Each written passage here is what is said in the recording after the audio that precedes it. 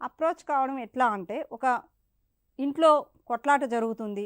ఆమె నిస్సహాయ స్థితిలో కంప్లెయింట్ ఇవ్వలేనప్పుడు పక్కింటి వాళ్ళు గానీ, ఎవరైనా ఒక ఫోన్ కాల్ ద్వారా గనక వాళ్ళు పలానా ఇంట్లో ఇలా జరుగుతుంది అన్నా కూడా ఇది నమోదు చేస్తారు పోలీసు వాళ్ళు.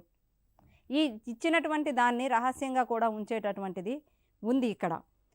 అది కాకుండా ఎప్పుడైతే వీళ్ళు ఒక కంప్లెయింట్ రూపంలో ఇచ్చినప్పుడు పోలీస్ స్టేషన్‌లో అప్రోచ్ అవ్వచ్చు.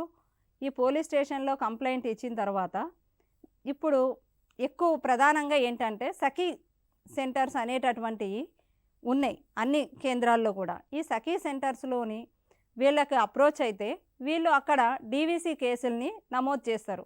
అంతకుముందు కేసు పెట్టాలి అనుకుంటే ఒక పోలీస్ కంప్లెయింట్ ఇవ్వడం, పోలీస్ కంప్లెయింట్ తర్వాత అక్కడ పోలీస్ స్టేషన్‌లో వాళ్ళకి కౌన్సిలింగ్ జరగటము, అక్కడ సెటిల్ కాకపోవడము, మళ్ళీ అన్నీ ఎక్కువ శాతం కోర్టులకి రావడం జరుగుతుంది.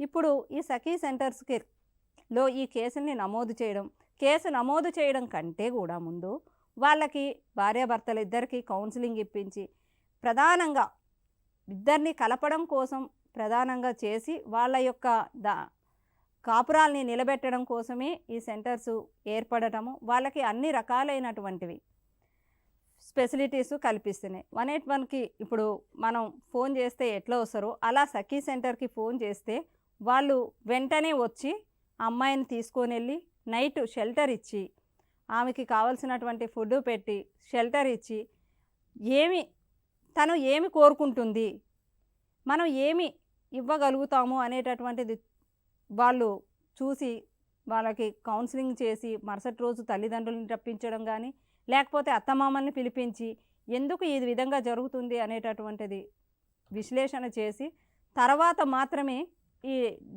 డొమెస్టిక్ వైలెన్స్ యాక్ట్ కింద డీవీసీ కేసులు అనేటటువంటివి ఫైల్ చేయడం అనేటటువంటిది జరుగుతుంది.